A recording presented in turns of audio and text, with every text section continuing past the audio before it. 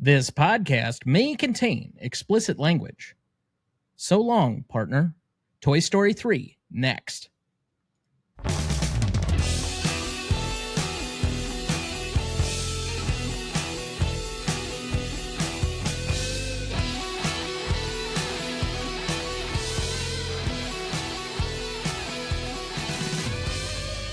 Welcome to the Greatest Movie of All Time podcast, the show that uses a unique grading style to redefine what the greatest movies are. I'm Tom Duncan.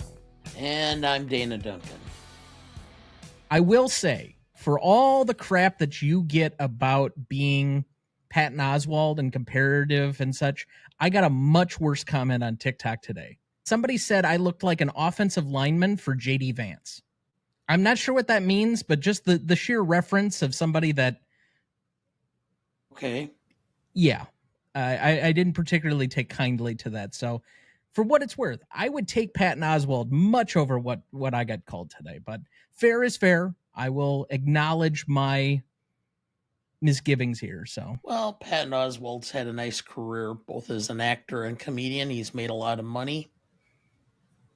I could do worse. And J.D. Vance will probably end up in prison. So, you know, there's that. I mean, I could be worse. I could have. Some people could say I look like Ed Gein or, I don't know, Willem Dafoe. I mean, two people from Wisconsin, both relatively infamous. Yes. But tonight, for our 271st episode, we take our last lap around Andy's room for this season with our third Toy Story movie, Toy Story 3 from 2010.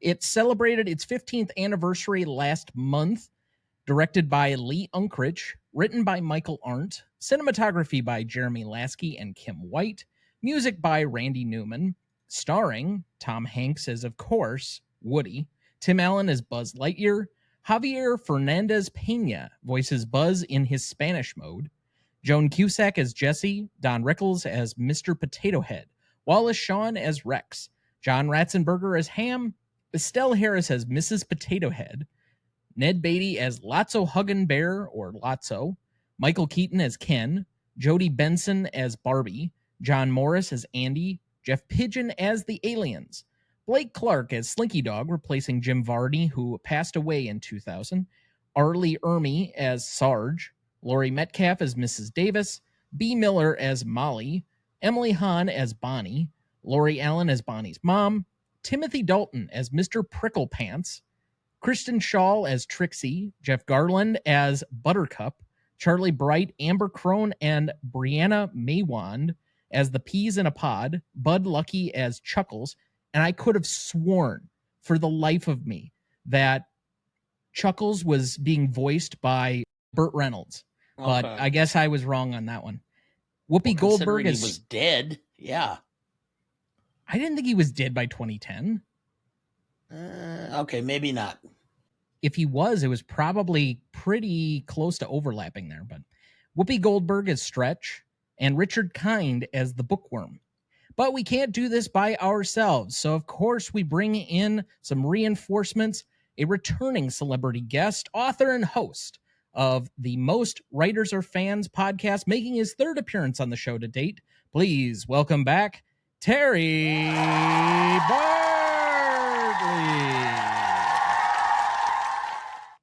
Hey guys, happy to be back. How you been? I'm good. I just wanted to let Dana know I am also a Patton Oswalt fan, so I'm in your corner. I've loved him for a long time, so it's gonna be like a weird cross the streams moment when we get to Ratatouille. Yeah. Like when he does quotes for that, people will think he's legitimately rereading it. Like it's a table read. Maybe we could take donations for it or something. I don't know. But anyway, so let's just start here. This is the third different Toy Story movie that we've discussed this year. I think this is a franchise that quite clearly still has staying power. They are now about to, if they're not in the process of making, about to release maybe even the fifth Toy Story movie. And I think from what I've heard of the rough storyline, I think they've got a good beat on what they need to do to kind of resuscitate what for most felt as kind of an invasion of the fourth movie, because this first three felt so complete. But because of that, why does Toy Story still resonate so well 30 years on? I mean, we started this in 1995. We got one in 1999. And in 2010, it's the first billion-dollar grosser for an animated film ever and the highest grossing film of 2010. Themes or concepts of growing up and aging are eternal. And I don't think it matters when. I envision that people, if we still have a world, 50, 60 years from now, will still be able to tune in, and these will just have as much relevancy then as they do now. I mean, one of the only nitpicks that we had is earlier this season, I think we asked my sister when she was on for the first Toy Story movie, is how much are small children still playing with toys? And that would be my one major concern. But I agree with you that we make personifications for all of these characters. It helps that Woody and Buzz are already technically people that are masquerading as toys. And so it's easy to imbue universal human themes onto them already.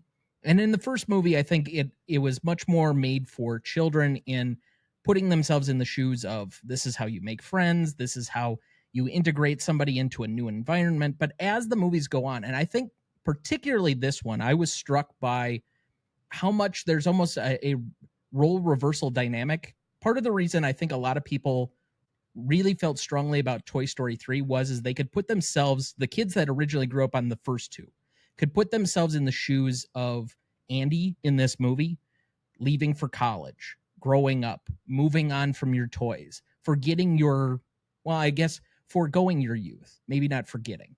But the parents, I thought, also could put themselves in the shoes of the toys, that they were potentially surplus to needs anymore. It's kind of a feeling the kids don't need us. And so it was more of this also resonated with the parents just as much as the kids did at that point. And I think that's why this one particularly is so emotional for people. By the way, did you happen to see what the premise is for Toy Story 5? Yes. And yes. The villain's supposedly a tablet. Yes.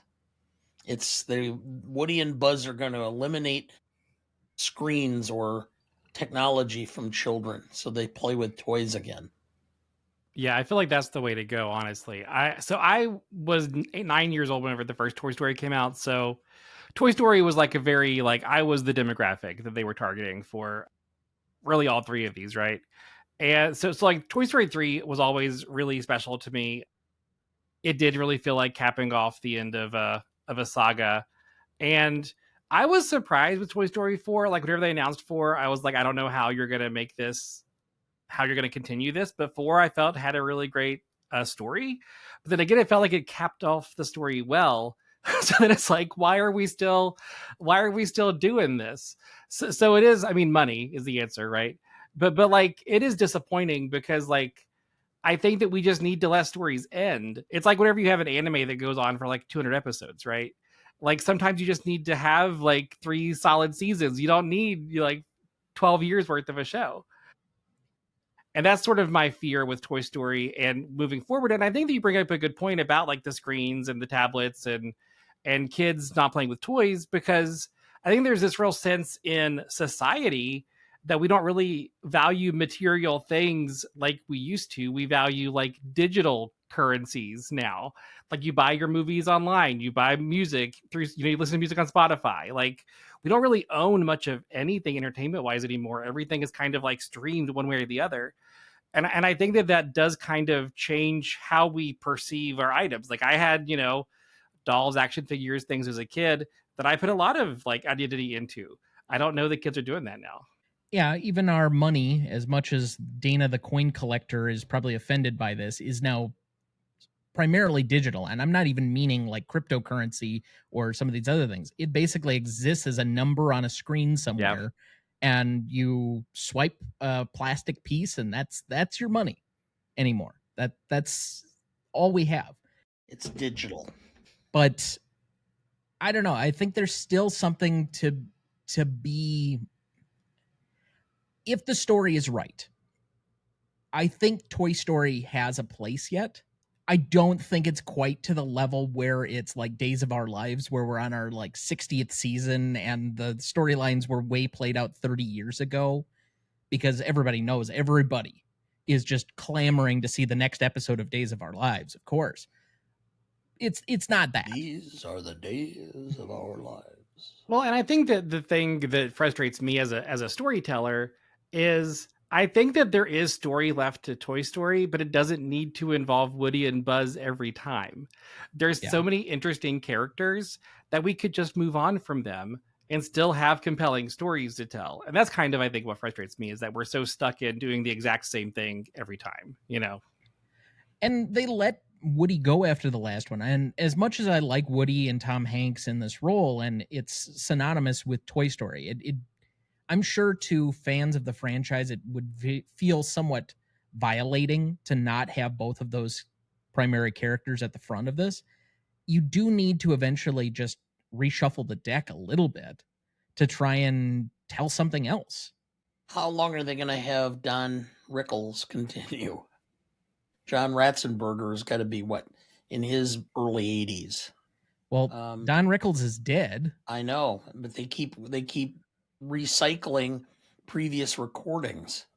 So, I mean, at some point in time, you're going to have to change out, you know, who the actors or who the voices are. If that happens, then you might as well just change the characters. And they have such talent already, which is the thing that I think is so frustrating. Like, Joan Cusack has really never had the chance to really show off her skills in these movies. Like, the second movie was the only really one that showcased her. And then she's just kind of been more or less a background character for most of these. And like, I would love to see, like, maybe Jessie becomes the lead of a movie, you know, or even Christian Shaw is Trixie. He's one of the toys that's around still. Prickle Pants was incredible in this movie. He could be the lead of a movie. Like, there's a lot of compelling characters that Bonnie has. Why don't we follow any of them? You know, I think that there's just potential that we're not seizing on. Certainly. And on your same point, Dad, I mean, Arlie Ermy is gone. Yep. And I just... Mrs. Potato Head, and I'm drawing a blank as to her name. Estelle something. Yeah, she's passed. So... Oh, of course, now I can't find it. Estelle Harris. I don't know. I think you could move on, and there's other stuff to do that you've introduced. I would love to see something more forward featuring of Rex and Wallace Shawn before he passes on as well. Because I want to say he's probably in his 70s at least. Oh, at least. If not his 80s, yeah. So I mean, think about how long ago My Dinner with Andre was. Wasn't that early 80s? 81, 82, yeah, and that's 40 years. Yeah. And he'd been around Broadway for a while at that point, So minimally, he's in his mid-70s. So a little bit more background on the movie for us here. Toy Story 3 was released on June 18th, 2010, again making this the 15th anniversary. On a rough budget of $200 million, Toy Story 3 would top the worldwide box office for 2010 with over $1 billion in ticket sales, being the first animated film to cross that barrier. Critics were overwhelmingly positive at the time, and it was nominated for 5 Oscars, including Best Picture, Adapted Screenplay for Michael Arndt, and Sound Editing, winning Best Animated Feature and Original Song for We Belong Together. The National Board of Review and the American Film Institute named Toy Story 3 one of the 10 best films of the year. It also won the National Board of Review's Best Animated Film Award that year. In 2011, Time ranked the film at number 11 on their list of the 25 all-time best animated films. In December 2021, the film's screenplay was listed number 44 on the Writers Guild of America's 101 Greatest Screenplays of the 21st Century so far. In 2025, it was one of the films voted for the Reader's Choice edition of the New York Times list of the 100 best movies of the 21st century, finishing at number 138. Toy Story 3 currently holds a 98% among critics on Rotten Tomatoes, a 92 score on Metacritic, and a 4 out of 5 on Letterboxd. And I will add that in just about a universal set of rankings for everybody who loves Pixar films, this appears almost universally inside everyone's top 5, if not their top 3. So, Dad, what is your relationship to this film? If I remember right, the family all went to this film when it was released in 2010. I can't remember if I saw this with you guys in theaters or if I saw it on my own. For whatever reason, I swear that you guys told me how good it was, and I thought, should I go see a Pixar movie when I'm like 20? And you were like, yeah, this is really good. So I went and saw it, and of course I sobbed, and I always do at the end of this movie. And, you know, everybody's ugly crying in the theater at the end of this. But yeah, I remember very distinctly seeing this in theater and being very moved by it. Terry, what's your relationship? Yeah, like I said, I grew up with Toy Story. So Toy Story 3 came out whenever I was just out of college. So like this was all very real for me because I was like entering the adult world, you know. It was sort of that time when it was sort of like you have to put the childish things behind and move forward. And this movie like really hit me because it was right in that moment in my life whenever that was so resident. And I mean, you know, like these characters have been a part of my life for so long that it felt like I had a relationship with each of them and they were sort of like part of my childhood as well. So seeing them get passed on did sort of feel like, you know, the idea of my generation passing on this franchise to the next generation as well, you know. Yeah, which I think reinforces your point again that it should have probably handed off the reins from Woody and Buzz to somebody else. If this is going to be our kids' series, because I'm about a contemporary of yours, then you kind of need to move to other characters to define whatever this new era is going to be. And they just haven't done that yet, or at least have not been willing to do that. So, Dad, do you like this movie? Love this movie. Pure and simple. I mean, it's clean, it's crisp, it's well executed, it's got decent character development, and it's a timeless theme, which is, you know, growing up and coming to terms with aging. I mean, I would agree. I think you'd find a lot of difficulty finding too many people that disliked the movie. You might find some people who are a little bit more neutral on it, if anything, but I don't think there's too many people out there that just genuinely dislike this film. So, with that, do you want to take a stab at what this movie is about? It is about growing up and basically what is the compartmentalization of our lives, which is we kind of put our childhood in a box and move on, go to the next stage of our lives. Yeah, I want to piggyback that a little bit. I think I've mentioned it in our other 2 Toy Stories we've covered this season so far. All these movies, at least the first 3, have to do about the life cycle of a toy.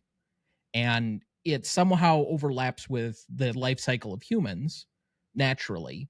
But to me, this is the one where it really makes that delineation point where the usefulness and the purpose of what it was to have a toy that's there for you for the first 17 years. And that's why I said, to me, this is where the toys could be personified as the parents. Their usefulness, their purpose as the kids move up and go off to college or do their other things, their relationship changes because it's no longer fostering so much as we just need to be there when they need us type of thing. And so I think the dynamic of this series changes from that, and a lot of people feel not only a nostalgia. I think the fact that we had to wait 11 years between the movies helps for this particular story. If this was done in like 2004, 2005 when they were originally talking about it, I don't think it has quite the impact, but your timing for how this movie played out was really well done. And so now it just kind of lives on the similar nostalgic wave as we kind of continue to go along. As I was watching the movie, the thing that I kind of was struck by was how good and how layered this screenplay was. I feel like I forgot like just how much was in it. I forgot that Bonnie was such a big part of it because like I remembered Bonnie from Toy Story 4. I didn't realize that they've like layered her appearance so much through this movie, where it became so clear that she was sort of like the successor to Andy. The sort of like the parallels for fluidity of like, I don't even think it's just a parent, but like a relationship that's sort of unhealthy, where you're holding on a little too hard to somebody that's already trying to let go. That was so clearly communicated to me. And then like Jesse, like they kept highlighting sort of like the trauma that she had previously, and how sort of like reliving that trauma is what this sort of is for her. Those are things I fully forgot about. So like this movie, I think that this movie is about growing up, and it's about kind of like moving on and putting things behind you. But I also think that it's about like relationships and just kind of like the dynamics of kind of like whenever somebody has to move on from whatever that relationship was, whether it's a romantic one, whether it's a friend, whether it's like graduating high school or whatever. I think that that was really highlighted in this movie in a way that I really didn't expect or remember from the first time I watched it. Yeah, I definitely felt some different things. I think this is only like the third or fourth time I've watched it. I got a lot more out of the prison escape kind of arc of this movie, which it felt almost reminiscent of any time I go into my dad's office at like 3:30 in the afternoon and it's Hogan's Heroes time. It just felt this kind of like war movie, prison break style type of thing going on, escape from Alcatraz type of situation. And that came through a lot more than I think it had in other things. I think the more my film experience grows and the more films we watch for this particular show, especially through the analytical eye that we do, I get a little bit different things out of different movies. And this one, I don't know, I think it was a less emotional thing for me than it has been in the past, but it still had those moments where you still break a little bit, especially the ending. And by the way, it's not always Hogan's Heroes. It sometimes is MASH. Oh, my bad. Or Andy Griffith. Dick Van Dyke. The end of the day is paperwork time and putting my notes into the computer system. And sometimes I like my comfort TV. Your background watching, yeah. Yeah, we know. All right. So forgive me for this and just mining some very basic content out of this. This is mostly going to be for our clips at the end of this, but having discussed all three first Toy Story films this year on the show, what are your personal Toy Story rankings? Yeah, are we just doing the three, or are we talking including four?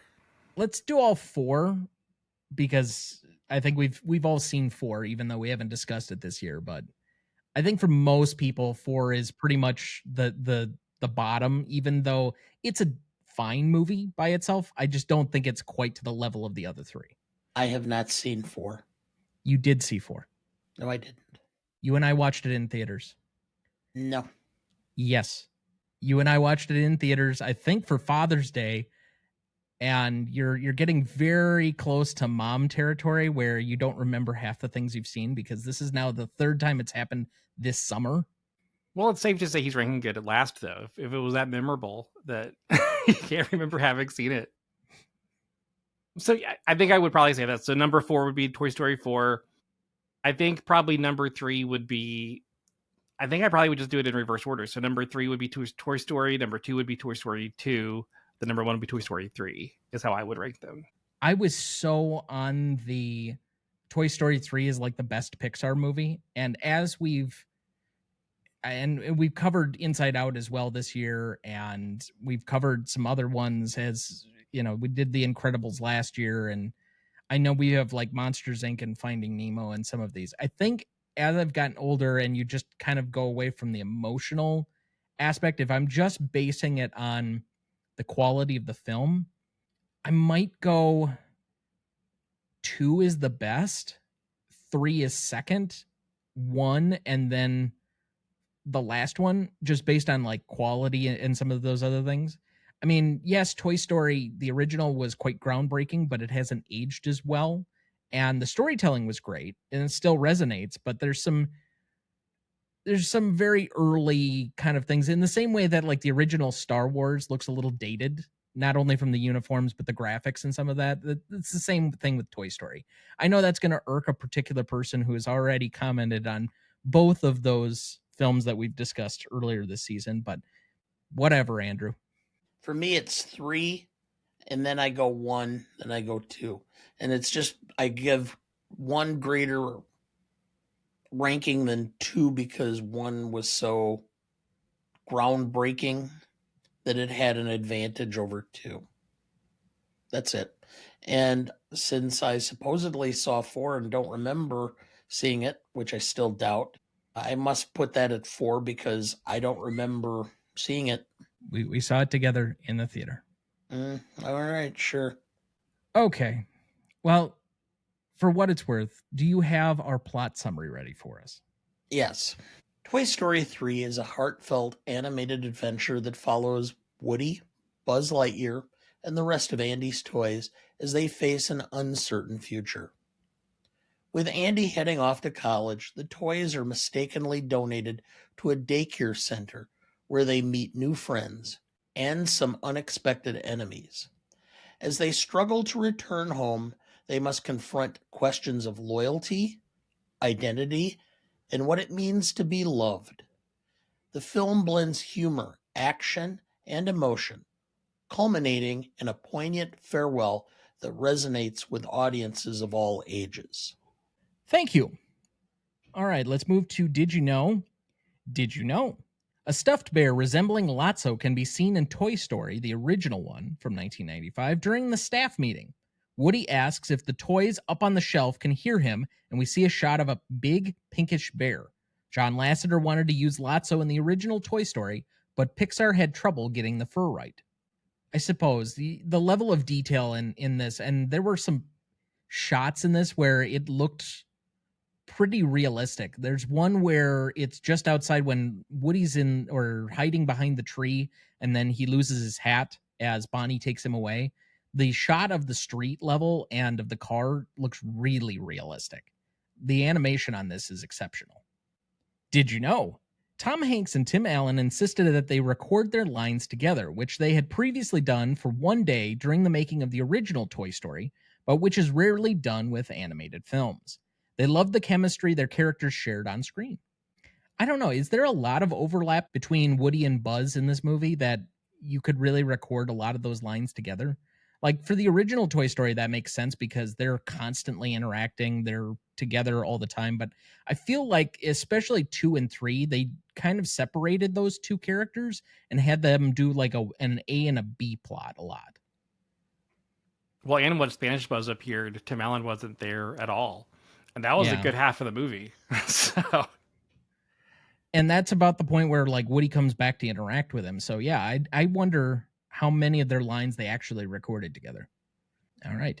Did you know? For inspiration for the Sunnyside Escape, the Pixar staff watched numerous prison movies. Director Lee Unkrich said, quote, "There are a lot of prison movies out there, and I think we watched every single one of them." You could definitely tell. Did you know? Ken's line, "Take him to the library," pronounced as library, after capturing Buzz, was an intentional mispronunciation of an improvisation by Michael Keaton.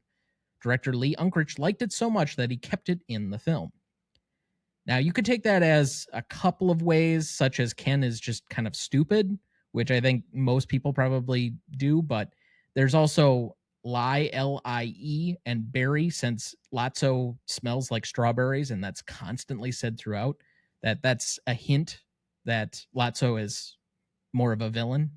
Well, and he's around children all day who might pronounce a library on their own, which is also a possibility. Yeah, that's a good point. Did you know? John Morris, who voiced young Andy in Toy Story from 1995 and Toy Story 2 from 1999, voices the now older Andy in Toy Story 3. Since nobody at Pixar had spoken to him since he was a child, they weren't sure if his voice would still be suitable for voice acting. They called him up and got his answering machine the first time. Just from hearing his voice on the machine, they knew they had to have him play Andy again. On the other hand, Charlie Bright provides the voice of the younger Andy in the film's opening sequence, and also voiced Petey, one of the toy peas in a pod at Bonnie's house. I do like that they, because of the progression of the character, that they were able to keep the same people throughout, and for him particularly, that you kept the same actor through the voice of the older one, I think is fitting. Yeah, it's a nice touch. And finally, did you know? Originally, a sequel was planned when it seemed that Disney and Pixar would split over creative differences in 2004-2005. Disney started up an animation division titled Circle 7, which would have been in charge of churning out sequels for Pixar films that would not involve the original creators at Pixar. Entertainment Weekly published an article that said that the original plot for Toy Story 3 was going to be about Buzz Lightyear having a defect. Buzz would then be shipped to Taiwan to be fixed, but the other toys find out that the toy company is just replacing the broken Buzz toys with new ones. So they ship themselves to Taiwan to rescue him. This script had to be canned when Pixar and Disney made amends. Part of their agreement was not to further develop projects that had been planned during their fallout. It's at least an interesting idea. I can definitely see where there's a lot of ways to creatively do these. So yeah, I feel like this movie was a better idea overall, but I do feel like that's a more original premise than what we ended up getting. So, it could have been a good movie. So that looks like a good spot to stop for our first break. We will be right back.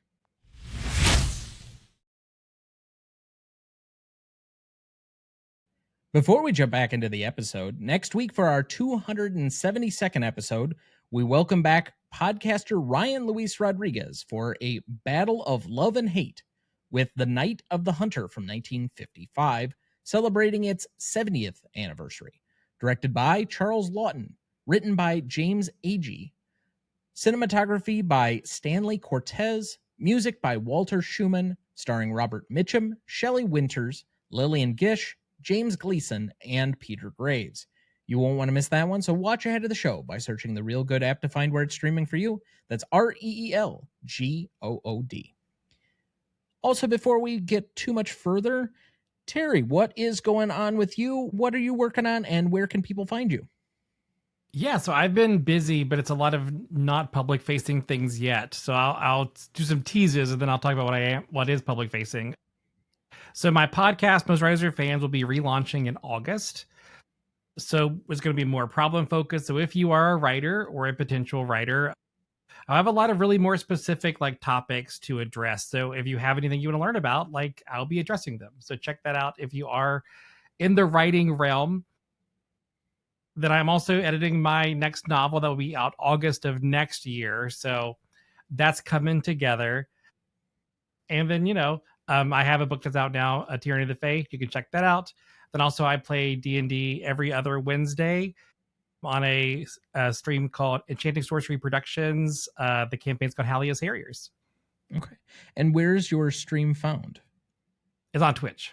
It's on Twitch. Okay. I kind of figured, but just wanted to make sure. Did you have a specific handle or something that people could find for that? ESP Productions. Okay. ESP Productions. All right. Fantastic. And anything that you can tell us about your book or the previous one? Sure. So my book is set in the world of Gelvin. It's my original fantasy world. My upcoming book is going to be, it's the first thing I started writing. I've been writing it for probably 6-7 years now.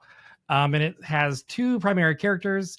One is named Star Sitar. He is a performer who's also a chosen one. And he's sort of doesn't want to be a chosen one. He wants to be a musician. And that's sort of his conflict in the book.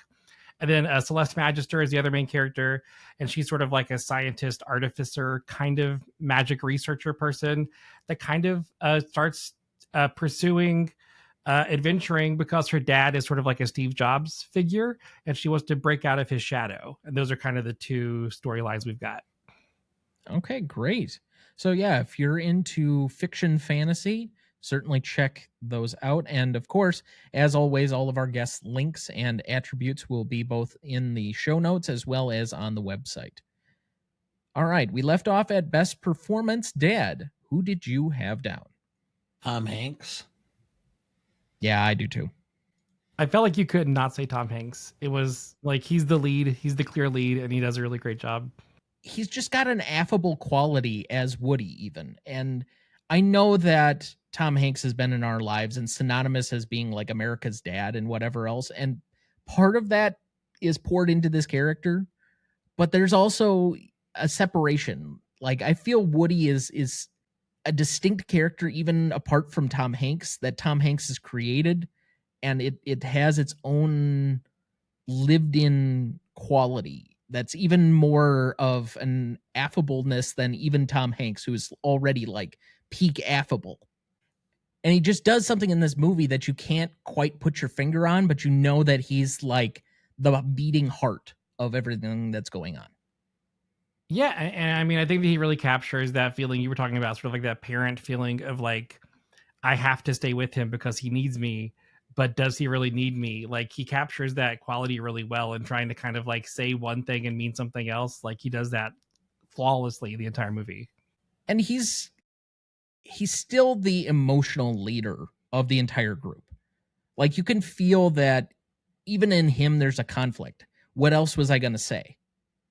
You know, I can't tell them that it's a dire situation, but you have to believe me that he wants to keep you. He wants to just put you in the attic. We'll all be together.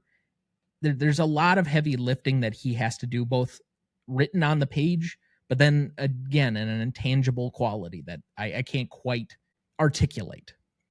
So if we all had Tom Hanks for best performance, then I think the real disagreement may come in at best secondary. Terry, who did you have? This one was more challenging for me because there were so many great performances. I don't think I would have said Tim Allen, only because, like we said, he's not in this movie as much as in previous movies. But Joan Cusack was great in this as Jessie. There was a lot of really great moments with her. The comedy moments, like the one-liners from like Rex and Ham, were solid throughout.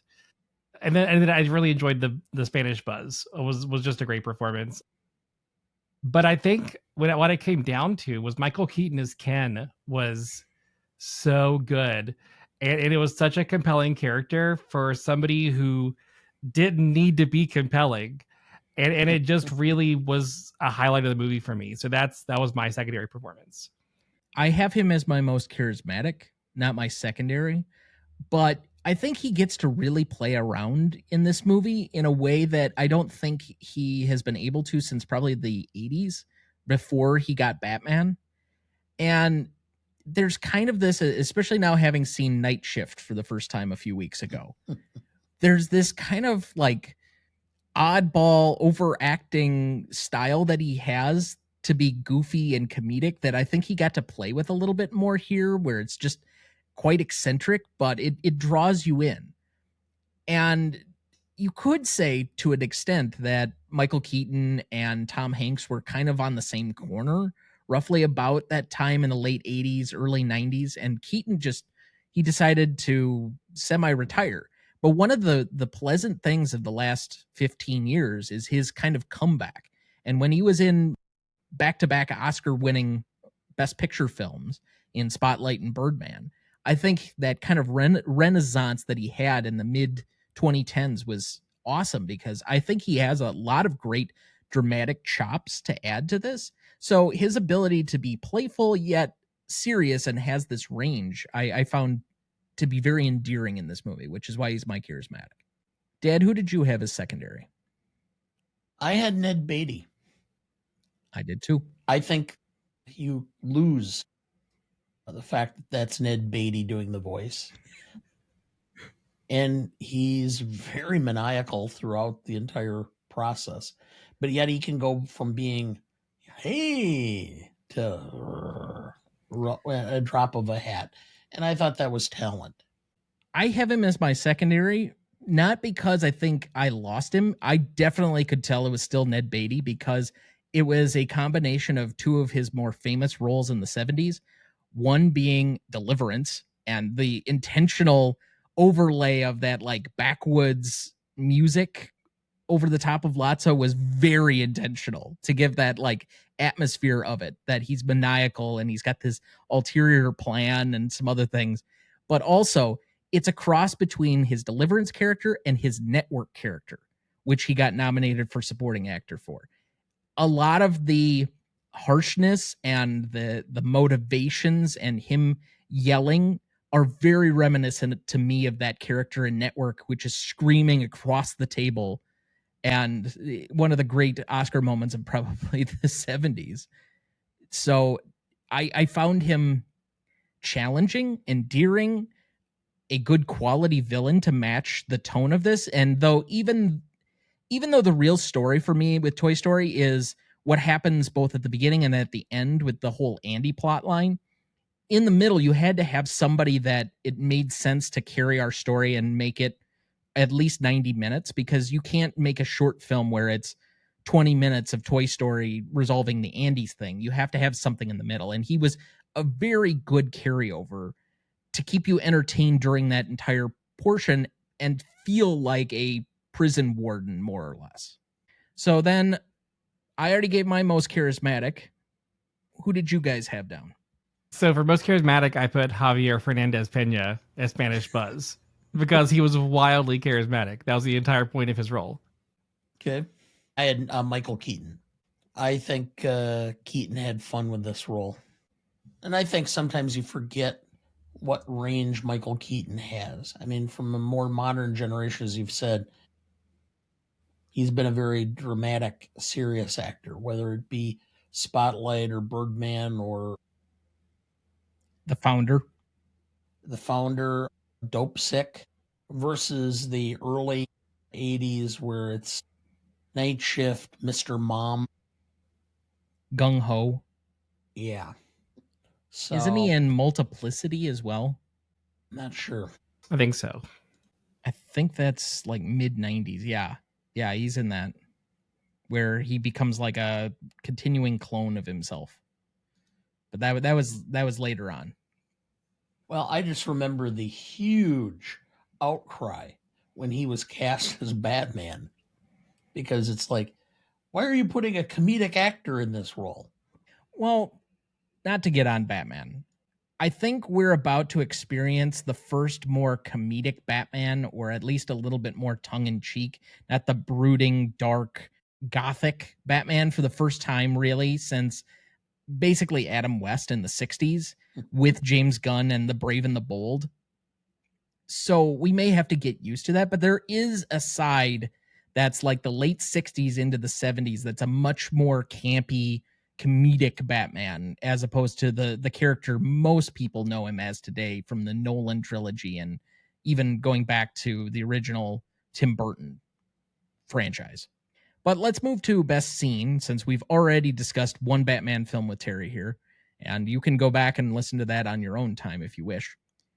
But best scene, I have 5 nominees here. I have the opening Western playtime, basically that opening montage where it's kind of like a semi-genre Western thing crossed with some sci-fi, and obviously Buzz comes out of nowhere. We have evil Dr. Porkchop and all of that other stuff. I thought that was actually very clever and very well done to get inside the imagination and take it from what's just normally this very minor thing, but you expand it into what the child sees through their eyes. Then I have Lotso's heel turn, which is the point in time where they switch out or flip the switch on Buzz. I have Prison Break, which is that extended sequence where quite literally it reminds me of so many different prison movies. I have the Incinerator, where they all hold hands eventually. And then finally, I have the final scene at Bonnie's yard, So Long, Partner. So any others that you guys would like to add or feel should be nominated? I've got a few. So a scene that always stuck out to me in this movie was the caterpillar room playtime, the first time that the kids run in and kind of like torture the toys. I think that's a scene that really sticks with you because it kind of shows how harsh their treatment is there. Another scene that stuck out to me was Bonnie's tea party with Woody and the other toys, especially the play after he got to chat with the other toys and Woody gets a little smile on his face.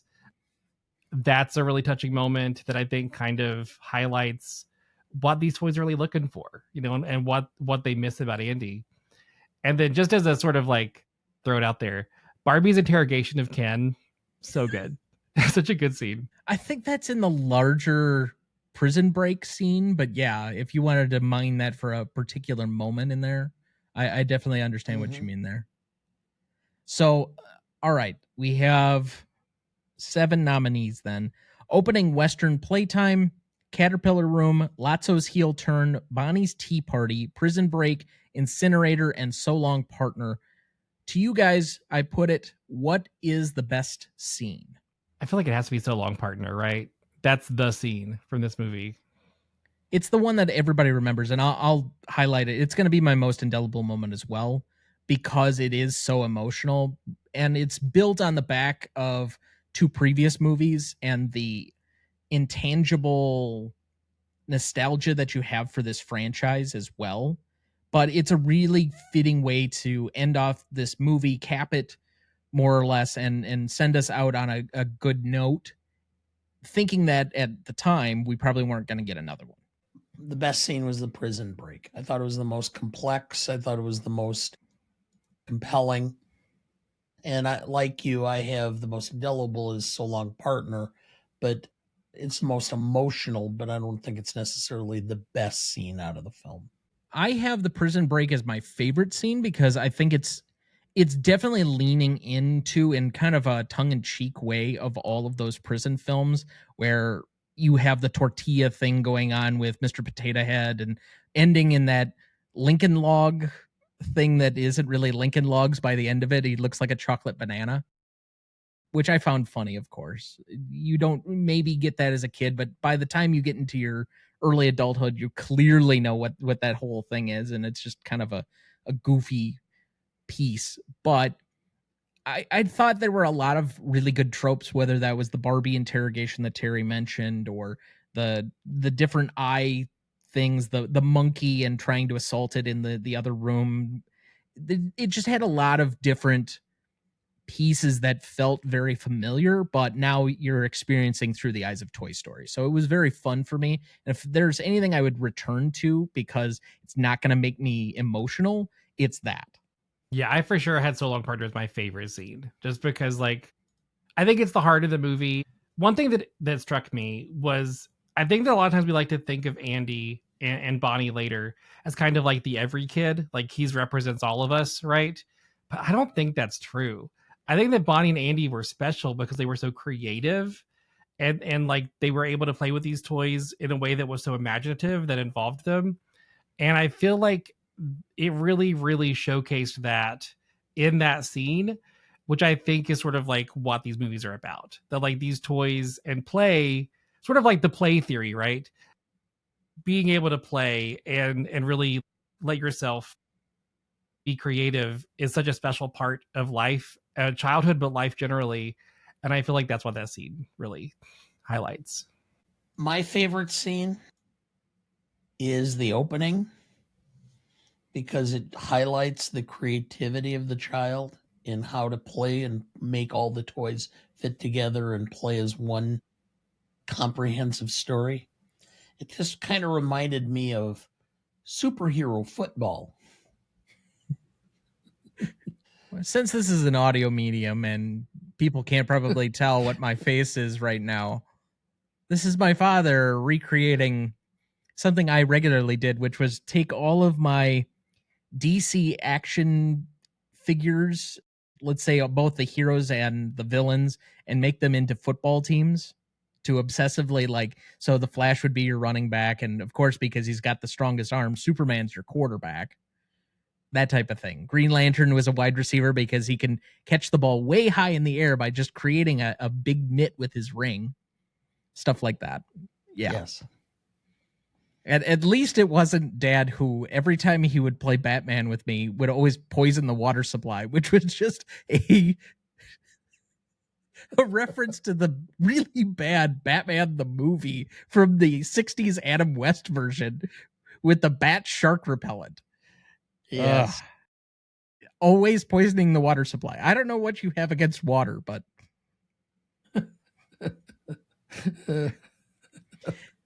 yes. And I think we've all said it already. The most indelible moment is So Long Partner. So no need to really rehash over that one, but it is by far the most emotional scene of the movie. So my most indelible was the incinerator.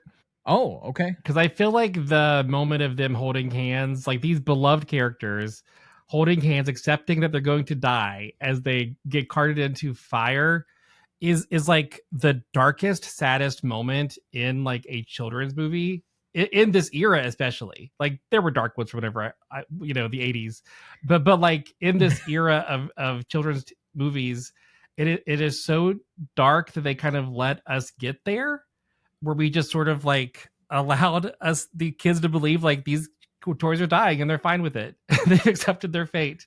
And I feel like that's just something that lives on, and you can never forget that moment. Well, it is kind of the full circle moment with the claw, though. I thought that was... Yeah. So, all right, that looks like a good spot for our second break. We will be right back.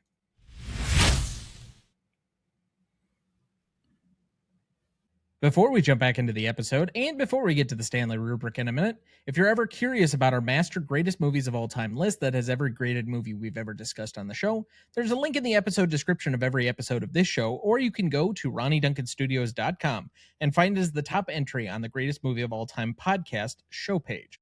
That has the grades we've done so far for all 244 movies we've graded, and we continue to add more each week. Make sure to check that out as we go and follow along. Dad, do we have anyone to remember this week? Yes. David Gergen, 83, American political commentator and advisor, White House communications director, 1976 77, 1981 to 1984. Usually we don't comment on political advisors and such, but David Gergen was a long-time commentator on various political shows throughout I think he ranged everywhere from MSNBC to CNN to Fox News in various capacities. James Carter Cathcart, 71, American voice actor. Pokemon, Yu-Gi-Oh. Okay. Yeah. Yu-Gi-Oh, Duel Monsters, Sonic 10. I think it's Sonic X. Okay. All right. Well, Sonic X. I think I'm going to leave that in unedited just because. Yeah. I need to upgrade my knowledge of video games, I guess. Well, it may not just be video games, but just like anime and such. And, some of the stuff that, since you don't have small children, I don't understand how you would come across it very much, if at all. But yeah. No. I will say for my part, I didn't even know David Gergen was like sick or ill, and apparently had been for some time. And yes, 83, but he's one of the people that when I was first really growing up and paying attention to politics, as everybody knows on this show, I've said that this show, for what it's worth, is somewhat of the resistance to the current administration and he who shall not be named. And I am a self-identified flaming liberal, so take that also for what it's worth. But I always found David Gergen to be a very reasonable sounding Republican.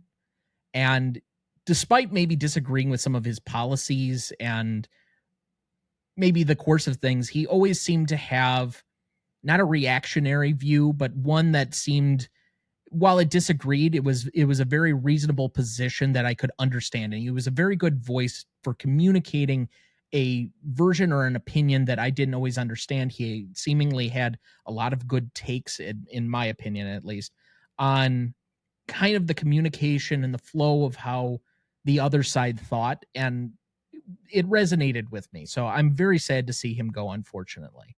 He had a lot of nuanced opinions that you could, even if you disagreed, both follow what he was talking about, but also adopt some of his concepts or ideas without necessarily dismissing your own ideas on a subject. Well, I remember him being most associated with my time watching CNN before it kind of turned into this like neutral fest that it is now, that it makes sense to nobody. And so it's probably the least watched of the three major 24-hour news networks at this point. But back to the old guard of him and like Peter Bogala and James Carville and Tucker Carlson before he went weird. And I don't know, there was a certain level of fondness that I have even for that era, where it feels so quaint now that we were arguing over the Iraq war and such. But you're going to start losing some of those old guard. And at least in Gergen's time and several of the other ones, I don't think they've quite gotten to kooky old guy status like James Carville has. I think he aged out gracefully, and I'm sad to see him go, because it's a time in my life that I have a slightly fond remembrance of. So we recognize these here for their contributions with a moment of silence in their honor.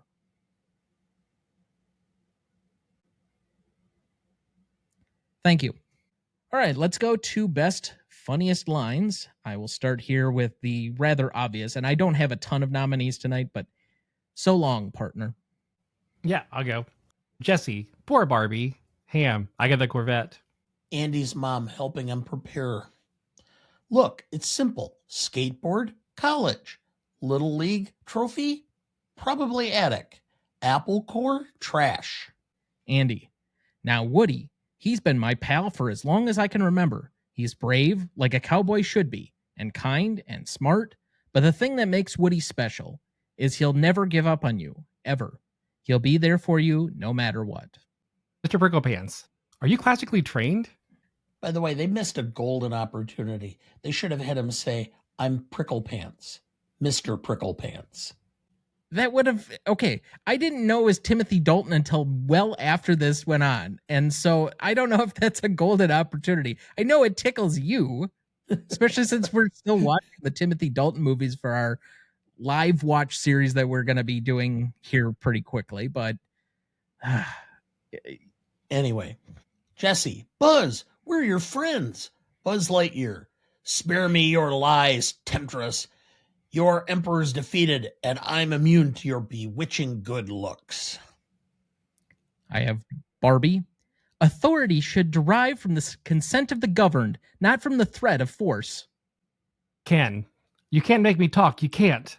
But I'd love to see you try. Mr. Potato Head, after spending the night in the daycare sandbox. It was cold and dark. Nothing was but sand and a couple of Lincoln logs. Ham. I don't think those were Lincoln logs. Aliens. The Claw. Mr. Pricklepants. Sunnyside is a place of ruin and despair, ruled by an evil bear who smells of strawberries. I'm out. Okay. I have one more here. I have Ken. No one appreciates clothes here, Barbie. No one. Yeah, I got one more. Ham. Come on, let's see how much we're going for on eBay. All right. So then let's go to the Stanley rubric. Legacy is up first. This is a measure of the legacy of the film approximately 5 years after it came out. Since this is only 15 years old, that would mean the last 10 years. So roughly 2015 to today. What is the legacy of this movie as felt between two groups, the audience at large and the industry? 5 and 5 points each for a total of 10. Dad, would you like to go first or second? I will go first. For the public, this is still a very strongly felt movie. It is still one that brings a lot of sentiment to many people. Our very unofficial poll at the office, about 80% of the people there had seen the film. I think that estimates pretty closely. I think this is loved by both children and, or what were children and parents, and are now probably close to grandparents and young adults. So I think from a public point of view, it is a 5. From the industry, how could you argue with a franchise where they have made a 4th that was not planned necessarily, but the success of this made sure that it was, and even a 5th now that's going to be out next year. So I think from a legacy point of view, this is again a 5, because I think these are characters that at any point in time, whether it's just from 1 and 2 or the fact that 3, I think clearly cemented it. You can say who Buzz Lightyear is in a heartbeat and people will know who it is. For what it's worth, Toy Story 4 did get to $1 billion as well on roughly about the same budget. in 2019. And that might be the peak yet for what a Toy Story movie probably can do, given our readjustments of the box office since the pandemic. It came in just ahead of when everything shut down, approximately 8 months or so. And so I think there's a little bit of a difference in the legacy as the industry. I won't argue with your 5. I think there are a lot of people that have a very fond memory of watching this movie, that feel very strongly about this movie, particularly within the larger franchise and within Pixar movies. As I mentioned before, for most people, almost universally, if you ask for a Pixar ranking, this movie and probably the original Toy Story are probably going to be in everybody's top 5 of Pixar rankings. And it's quite possible one or both of those will be in the top 3. This movie has been showered as like one of a lineup of 3 consecutive movies from Pixar that is almost unassailable. Wall-E, which we've covered. Up, which we haven't covered quite yet, but probably will at the next interval or the next go around. And then this movie. 3 back-to-back. 2 were Oscar nominated Best Picture nominated Oscar participants. Very heralded movies. A lot of people love them, have a soft spot for them. My only issue is that while Toy Story is a brand, it has a very specific thing within the industry, because we've now kind of crossed the Rubicon where its importance, I think, in the industry overall, other than just a cash cow, has declined just slightly. I have that at a 4.5 for a 9.5. Just to add a little bit of nuance there. Yeah, I also have a 5 for audience, just because it's so well regarded. It's wildly popular still. People across the world will call this one of the best movies of all time. So I thought that 5 made sense for that. Industry also put a 5 for similar reasons, but also I think because Toy Story is one of those franchises that has influenced like animation moving forward, and I think that it's something that like. And also, I think this is worth noting too. During this time period, the Oscars were doing that thing where they were nominating like 10 movies for Best Picture, and this was right around that time. So that's why there's a number of Pixar movies that were nominated for Best Picture. And like, there's a full other nuanced discussion about whether or not animated films should be nominated for Best Picture, but these were, and I feel like that does impact the legacy, that it is a Best Picture nominee. Certainly so. I think that after this, I think Inside Out might be the only other movie I think that's been nominated for Best Picture after Up was. I don't know if Up was before, right, but that was the year preceding this. So okay. I think this is like the next to last one, and because I think it came in so strongly that people felt so heavy about Toy Story 3. And there are a lot of people that thought it was the best film of that particular year in a very stacked year. We had The Social Network, we had Inception, which we covered last week. I do wonder if it kind of ruined, like, you have to live up to a certain standard to be nominated as an animated film. You have to be on this quality level to get that kind of a nomination. But I digress. It's a 9.83 average between the 3 of us. So let's move to impact and significance. This is the initial 5 years after the movie's release, so 2010 to 2015. We are looking for how this movie was impactful or significant between both the audience and the industry at the time. Since, Dad, you went first on the last category, I will take us first here. I really am going to have a hard time. I don't think it's not on the level of like Star Wars. It's not on the level of Titanic or Jaws or some of these other ones. Gone with the Wind, the obvious 10s. But I'm having a really difficult time, given the box office receipts, given the word of mouth that I experienced in the moment that this was made, given the nomination that it received, or the various nominations that it received, in not just Best Picture, not just animated feature, not just original song, which had been done before, but again, another one that gets nominated for screenplay and has some other nominations along with it. And the effusive praise that was placed on it at the time and how people have remembered it, I would have a hard time really arguing against a 5 and a 5 for a 10. So somebody please tell me where I'm wrong, because I don't think it's on the level of like Jaws or some of the other movies that I mentioned, but boy, I don't know.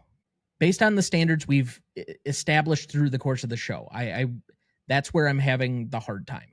Well, for the public, the money, the notoriety, the continued fame. I mean, getting a point of being a character in one of these is huge for a career. I have to go with a clear 5 for the public. The question comes in at the industry. It was nominated for an Academy Award for Best Picture. It was an expanded list. It only had 3 nominations. No, it had like 7. I thought it only had 3. But okay. I read them off before. It had like best original screenplay, best adapted, because it's based on previously existing characters. Yeah. I hate how they do that. That's just so dumb to me, but whatever. Anyway, and then it had original song, which it won. It had best animated feature, which it won. So it's at least like 5, because I want to say like sound editing was in there too. The problem I have is that simply because it was nominated does not mean that for the industry it was given like absolute kudos, that it was like a perfect film. But it kind of was, though. In the I moment know I couldn't find anybody any critic who disliked it. As I mentioned before, the National Board of Review, the AFI, both had it as a top 10 film of the year. There are people that considered it at the time as possibly the best in a fairly big year, or at least a year of a lot of competitors. And based on the characteristics or the criteria that we've made for this category before, and I'm not saying that just because we give it a 10 here that there isn't nuance in some of the other categories, but I'm having a very difficult time saying, based on the groundwork we've laid, that it's not at a 10. I know. And in fact, a famous director who is renowned for his subtle G level of filmmaking, Quentin Tarantino, had this as his best film of the year. So, in the moment, he has subsequently changed that to The Social Network, but I know, but at the time. So I can't argue with you, and I can't make a justifiable argument to the contrary that it's not a 5 for the industry as well. And so I'm at a 10 as well. Yeah, so I fully agree with you guys on Public. I also put 5 for Public because it has had such an impact for how we perceive animated films, how we perceive Pixar films. So the way that I thought about impact and significance is beyond just how it was perceived at the time, but also the impact is in like how it has influenced filmmaking since then. And I do think that it has not, when you look at the story itself, I don't think the story itself has influenced films in a way, especially like animated films, things like that, in a way that is like noticeable.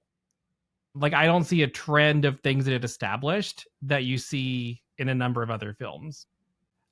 I think it's an original story, but I also think that a lot of things were just sort of like a culmination of what we would expect to happen, like the big pieces.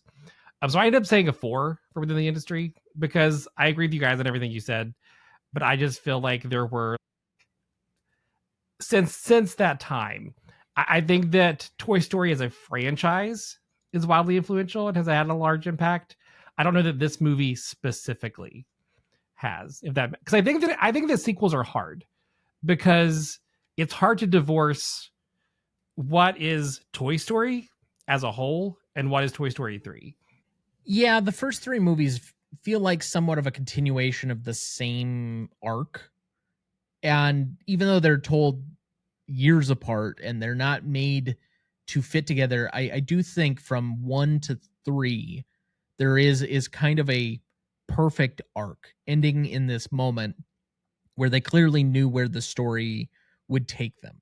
And it ends in this beautiful crescendo.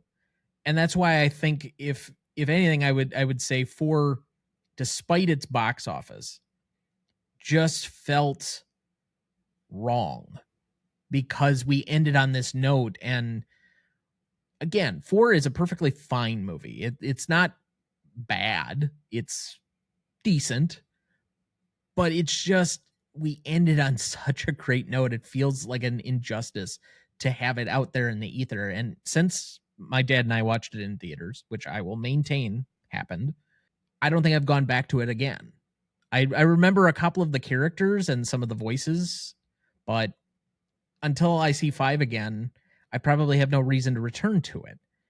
It's just the one thing I will say for it, and making maybe a counter argument to your argument, and not, you've knocked it down so it's not going to be a full 10 across the board. So that's fine. And that's kind of what we were hoping for. We'll let that stand. The average will be a 9.67 between the three of us. But if I were to make a counter argument, I would just say animated film, at least Pixar and basically the American versions, like Japanese anime and such, and Miyazaki lives in a different world and is compared differently. But I think that this and that 3-year run of Pixar, and then you maybe throw in like the original Inside Out, was such a high point for Pixar that it's ever going to be able to top. I'm not sure. And so they're living with the ghosts that they had previously. And to go back to that point, I just don't know if they can ever get there. Well, and I think a thing that is relevant is it sounds like, they talked about they were developing Toy Story 3 and the Toy Story had to change drastically. I have a feeling that had a lot to do with why Disney ultimately bought Pixar. And I think that one could argue that that has ultimately damaged animated storytelling because Pixar isn't functioning as an independent studio anymore. Yeah. And one could argue that that is part of its impact that isn't necessarily positive. I mean, these were at this point, and the 3 that we mentioned, I think were all under the Disney umbrella by the time they came in, and we have had some decent ones, but it has been much more sequel heavy and sequel focused. The original stories are not quite as regular or profound, at least in my opinion. And I think that's been a criticism, not just from me, but just generally. So, well, and we don't live in a world where Pixar is an independent studio, right? What would that world have been like? We'll never know. Yeah. But anyway, again, the average on this one is a 9.67 between the 3 of us. Let's move to Novelty. This is a measure of the originality and the execution of the movie. 5 and 5 points for a total of 10. Terry, would you like to start us off here? Sure. So like I said, I think it's a really original plot. I think there's a lot of things about it that felt really, and like I've said this throughout the episode, this story had far more nuance and layers than I had remembered. And I feel like that's something worth, honoring here. But I will say one thing I do think is worth noting. Lotso's heel turn is not all that dissimilar from the previous movie. Whenever we had the prospector who also showed a heel turn and was positive when we first met him and all those things. So that's why I knocked originality down to a 4, only because they were sort of like treading the same ground a little bit. And then your execution? Yeah, execution, I said a 5. It's a perfect movie. What can I say? So I have originality on this one at a 3.5, and it's only because I think the more times that I see it and I can remove myself from the emotionality of it, I have a harder time connecting. And as such, it just, the originality doesn't feel quite as unique to this movie specifically, even though it does a good job of capitalizing on the nostalgia and the emotionality, the connection that you have to the franchise as a whole. Is that solely due to this movie or as capping off a 3-story arc? I think it's really good and inventive. Again, the opening scene and the imagination, the inventiveness of playing in this kind of Western world and how they go with that, to then immediately interjecting Andy's going off to college and the progression of where we're going, and then building in this like prison break saga in the middle of it, to then ending on that final note. I think it's a very well executed movie. I don't think it's 100% flawless, but the originality of it, because it's borrowing so much territory and emotion you feel from before, I could only go to a 3.5 there, but I'll agree with your 5 on execution. I have an 8.5. For me, I'm going to go and agree with you on the actual execution. It's a 5. I give it points down for, again, as Terry indicated, the protagonist in this is, I mean, this is the same, virtually the same concept as the prospector from Toy Story 2. I don't see a lot of difference in that.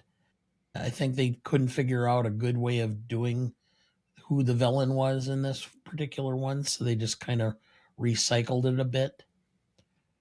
I also think that coming of age is not a unique concept for films, or for that matter, even television and concept in general. For animated film, yes, but for film in general, no. So I'm going to give it a full point down for recycling and another half point down for this is not the first time around. So I'm at a 3.5. I'm at an 8.5. All right, so that's going to be an 8.67 average between the three of us. Now, since the last time that Terry was on, we have moved our classicness baseline from a 7 to a 6. That started back in basically the first episode of this season, early on in January, and Andrew's prodding from Barry Lyndon. But this seems to always be Dad's favorite nuanced category. Basically, has the movie aged well or not? Dad, I will let you go first here. Well, one of the things that struck me, yes, it's aged very well. This could be released today.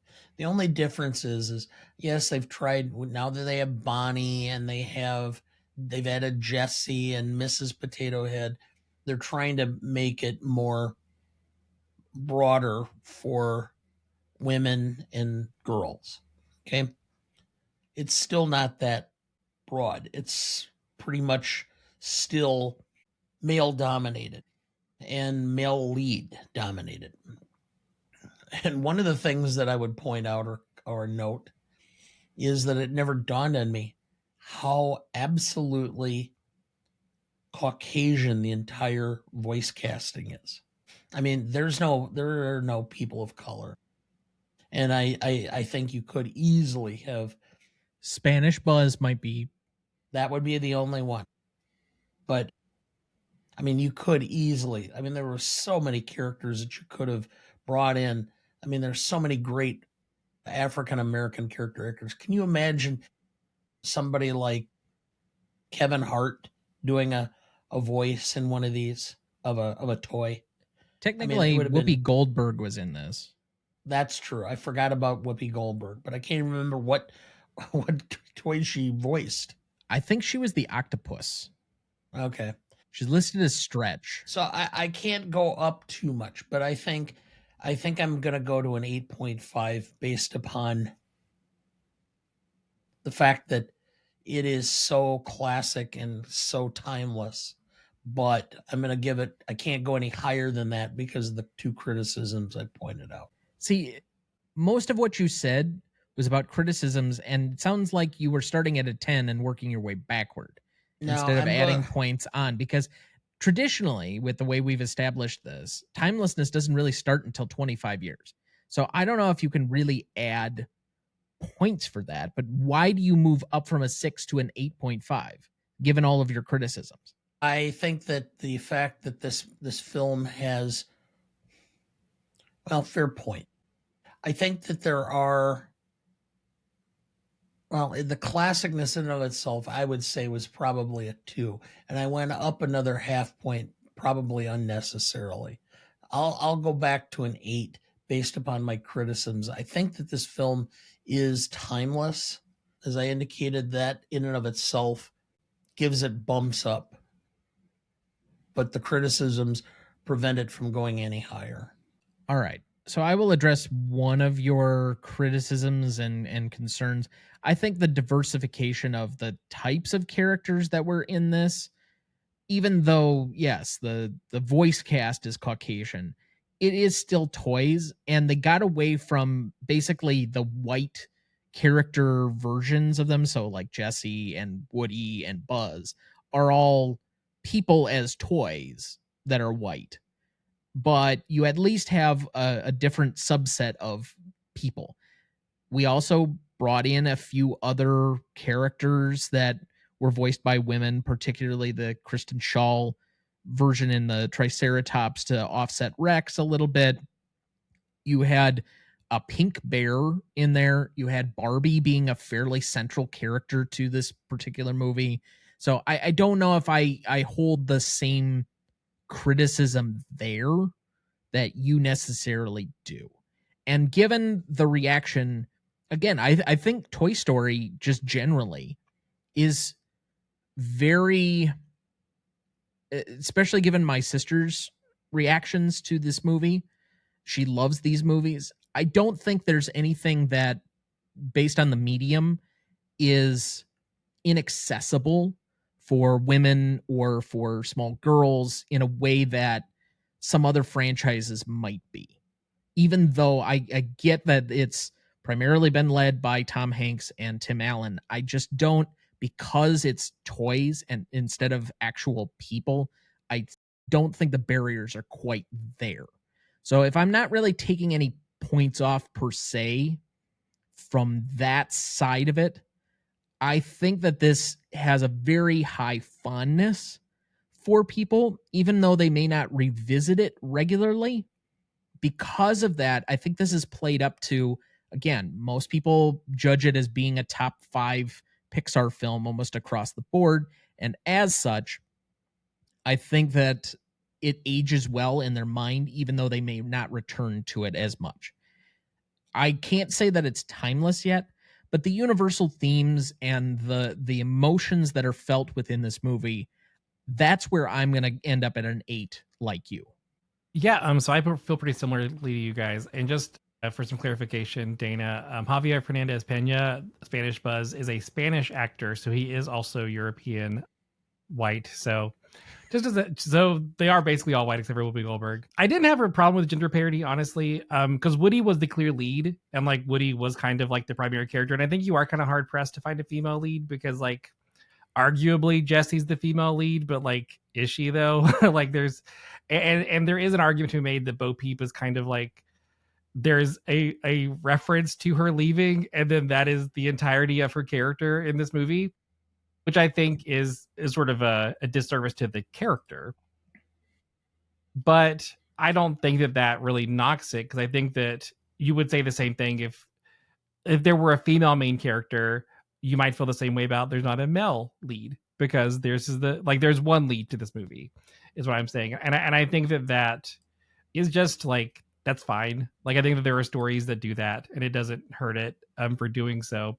But otherwise, I think it had a really balanced ensemble cast, which I really appreciated. Like, I didn't get the sense that the ensemble, and frankly, I would consider Buzz part of the ensemble in this movie. I think that they had a pretty balanced dynamic, and I never felt like one person was getting like overshadowed by the other, except for Woody. I think that was fine for me. I do think it feels sort of timeless, and the reason I think it feels timeless is because of the themes, because of the storytelling. I think for all the reasons we've talked about before, it's something that's going to feel sort of timeless for a long time, because these feelings of having to let go of growing up are really, really universal. And I think that will sort of continue to be the case. So I think because of all of that, I probably land around an 8 also. Okay. Well, that makes the average really easy. Do you need help with the math on that? Well, I think the math is so easy even you can do it, but sure. 8. Thanks. Finally, let's move to rewatchability on this one. This is insert your favorite subjective test for how rewatchable you think this movie is, or how likely you are to put it on again, kind of thing. I've been more personally objective on this one, so I guess I'll start with the baseline. I think it moves quickly. It doesn't have pacing issues. I think it's edited fairly well for what it's trying to accomplish. I think there are some fun elements to it. Take the opening scene, take the prison break. But I think where this movie might get dinged for people rewatching it or not is everybody knows how the ending is going to hit them at this point, that is going to be moved by the ending. So convincing people to watch the entirety of the movie so that they can sob at the end might be a slightly more difficult chore than you think it should be. Like the first two, you have such fond memories of them being fun, and they have like this whole capper and there's this nice happy ending. You don't want to be necessarily put to tears by the end of this movie. So I have this at a 7. I think this movie is wildly rewatchable. With that said, I don't think I've rewatched it since I saw it in theaters. So like that's something to take note of. But watching it again, like I kind of regret that I haven't rewatched it more, because I think that there are a lot of things that are easily missed because you're so focused on the Andy storyline. And I think it is worth revisiting more.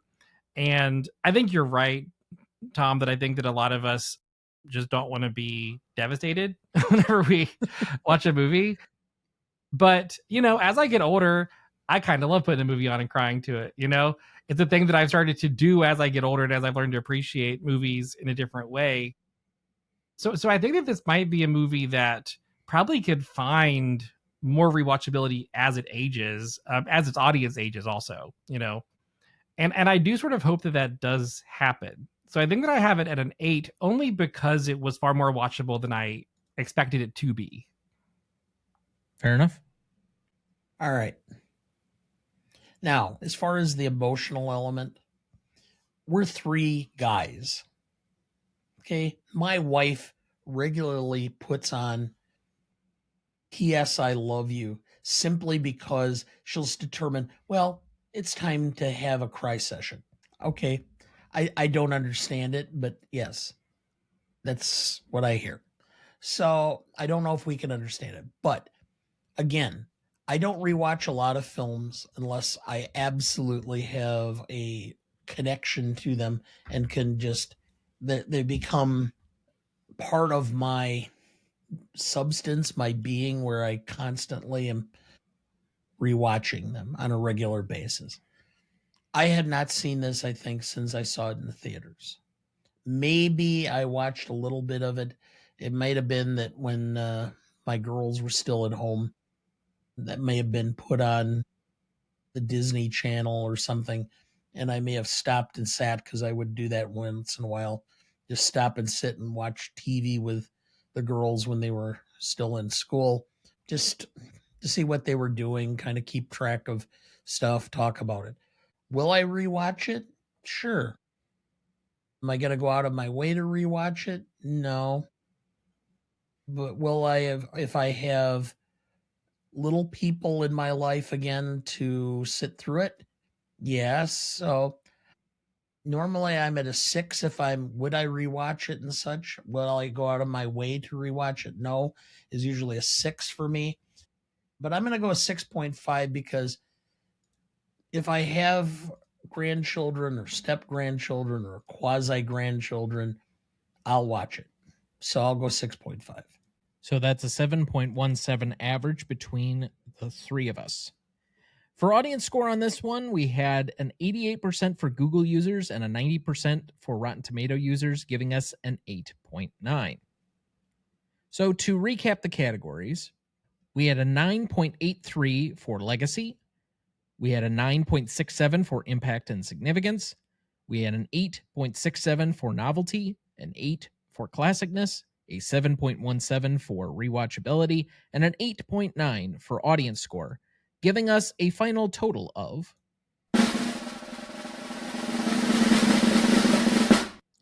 52.24, and currently placing it on our list between The Wizard of Oz and The Silence of the Lambs for number 30. That feels right. So it is not quite as high as the original Toy Story, which is currently at 18, or Inside Out, which is currently at 16. But it is in that mix for, at least being in the discussion of top animated films on our list. So as always, if you have any commentary for us, think any of our arguments were full of crap, there were elements that we missed.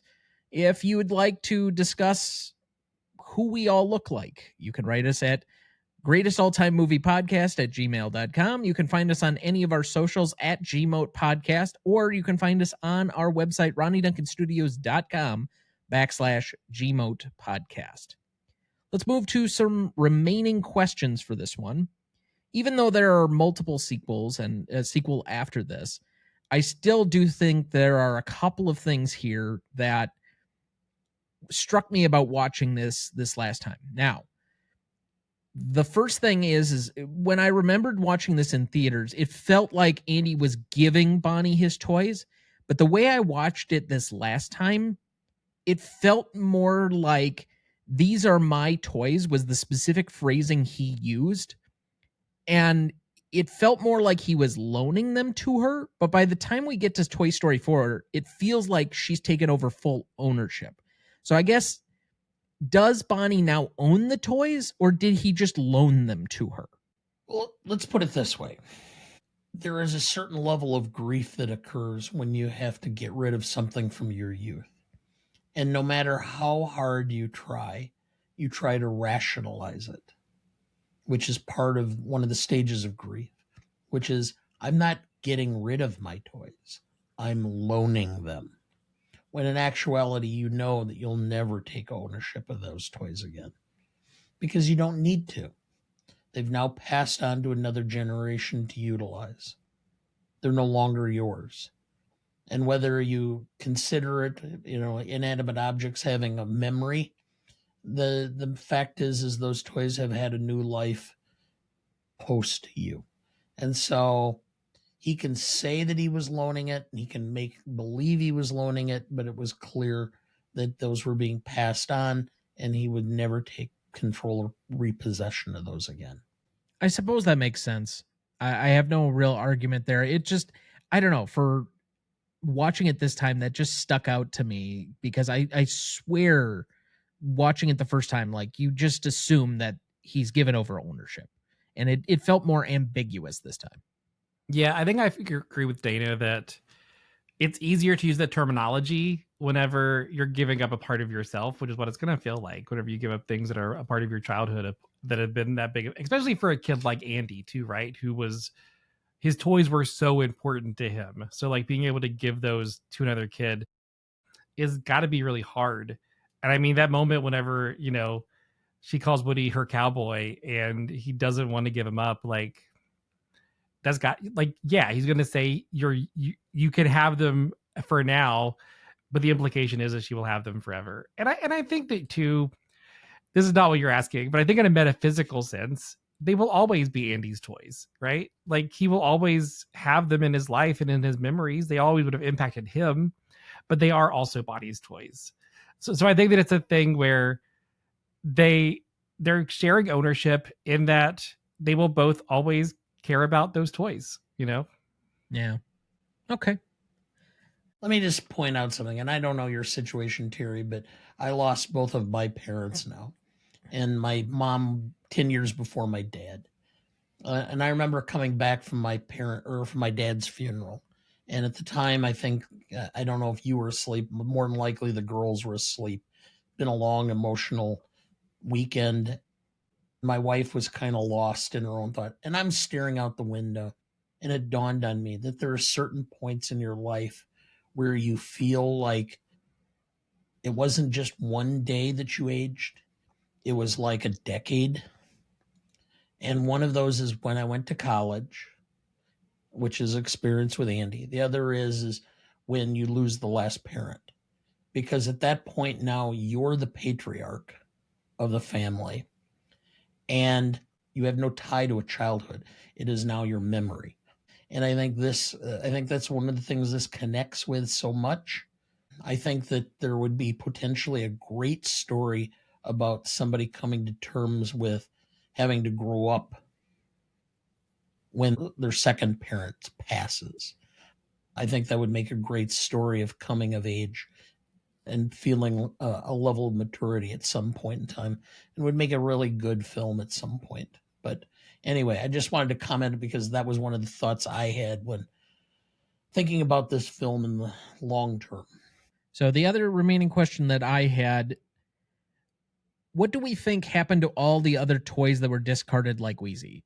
Recognizing that, of course, Bo Peep does come back in Toy Story 4. I mean, it sounds like Andy's mom is one to donate toys and not to get rid of them. I mean, it seems likely now that Wheezy went to Sunnyside and was probably destroyed over time by the preschoolers. I mean, they do make a reference to like yard sales and other things that had been going on. So I do think they move on to another life, but it's more of like the imaginative. You obviously can't answer this question because they don't want to complete the loop on that story, but there are just certain characters in the room that, for better or worse, have probably moved on to either new homes or may have been destroyed. I just kept hearing the nuanced or the euphemism of we need to downsize and remove stuff that no one needs anymore, which is usually means all of my shit gets thrown away. Yeah, that's wife speak for you've got too much stuff in here anymore, and I feel crowded. Yeah, as I say often, I'm just glad my wife lets me live in her house. But I think it does depend on the quality of the toys, because I think that I get the sense that Andy's mom is the kind of person, if there is use in the item still, even if they're not using it, someone will. She will make sure someone gets use out of it. So I think that probably many of them got passed on, but like I said, they could have ended up at Sunnyside and were casualties of Lotso, for all we know. Sure. Okay, so any remaining questions for either of you? I have one. Who comes up with the sequel titles for all the Pixar films? They are the least original of any studio I've ever heard. Everything is 2, 3, 4. I mean, come on. You can't come up with a second title for something that sounds original? Finding Dory was a different name. Was it? I mean, it's not Finding Nemo 2. That's true. Well, you kind of, if you found Nemo, you can't say finding him again. But Monsters University is different from Monsters Inc. But yeah, they want the name association there. Okay. But yeah. Yeah, the question I had was, in the second movie, there's that moment where Jesse gets really excited about Andy having a little sister. Mm-hmm. So I am curious why he never passed Jesse on to his sister. Like, I find an affection for Andy that he hoarded all of his toys throughout his life. But also I find like maybe he should have let his sister play with some of those. I don't know. You have such attachment to stuff. There weren't a lot of my toys or my things that I allowed my sisters to have or really use. And yes, there was a certain engendering of certain toys, but boy, Dad, do you remember anything that like Allison really passed on to Sarah as far as like toys and such, other than like board games that we all regularly commonly played? It felt like a shared ownership instead of solo ownership, but they certainly weren't playing with a whole lot of my stuff. No, I mean, I think Allison had her dream castle, and I think that was about it. Otherwise, it was Barbies and American Girl dolls. Those were the primary toys they played with, other than playing a lot of games, watching television. Yeah. I mean, I don't remember them playing a lot. I remember scheduling time. I'd schedule one night a week where I would go and say I would play anything you want with Allison. And it would always be, I don't know. I don't want to play anything. I just want to, read, or I want to watch TV, or let's play a board game. That was it. I played constantly. Your Fisher Price castle, your pirate ship, playing Peter Pan with newspaper rolls or the yes, our sword fights with the yes, the wrapping paper tube. So we did a lot of stuff. And I think that to some extent, probably there's levels of jealousy yet, but I don't know. Most specifically, there is. But to be fair, you and I have always had that kind of close relationship. And the podcast, in essence, is an extension of us continuing to play around into my 30s and your 60s. But yeah. But again, it's a matter of, and it's not like I didn't try. After all, I did play extensive amounts of Candyland with Sarah, even if she did cheat like crazy. Sarah, how did you get Queen Frostine within 3 turns? Twice. I'd be watching hockey and there'd be a goal. Then she'd go scour through the discard pile, pull out Queen Frostine again, and put it on the deck so she could draw it again. Sarah, you've gotten 3 double blues in a row. What the hell? Yes. Great. Well, she'll be on for our 275th episode coming up here pretty soon on All Quiet on the Western Front. And her I shouldn't say new, but her more modern passion for military history and her attempt to connect with you. Just saying. But well, okay, we'll leave the family dynamics there for right now. We'll get to it in another 4 episodes. So, but I want to thank Terry for being back with us again. Your 3rd time on, 2 more for your hat. But before you go, I know you are not currently scheduled to be back with us yet this season, but we'd of course love to have you anytime. I will probably forward you the schedule for next year. But go ahead and tell the people what you're working on again and where they can find you. Yeah, so I'm a fantasy author is my main thing. My book, Tyranny of the Fae, is out now. Check that out. Audiobook, ebook, paperback, hardback, all those things. You can find it at bookstores, on Amazon, bookshop.org, all those places. The audiobook is on Audible. And then this is something I forgot to mention, but I think it's relevant with what we're talking about. I am putting together an anthology. My publishing company, Starlight King Press, is putting together an anthology featuring me and a number of other authors that is focused on the topic of loss. And we don't have the title settled on yet. And we're going to be having a Kickstarter here in a few months. But keep your eyes open for that, because I think that'll be... Because this past year, I did lose my aunt and my uncle in the course of a year.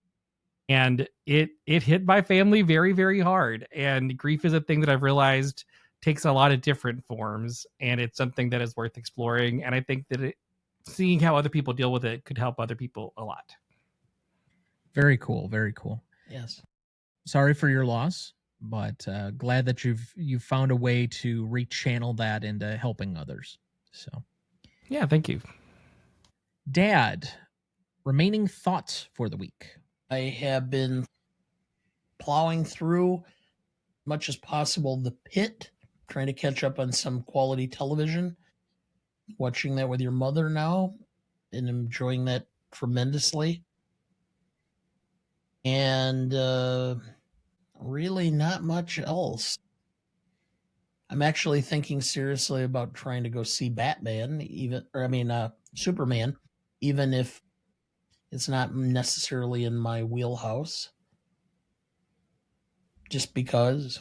And watching 1982 films for Revisionist and our appearance coming up here in a couple of months. So got through my 15th out of the 45 I had selected.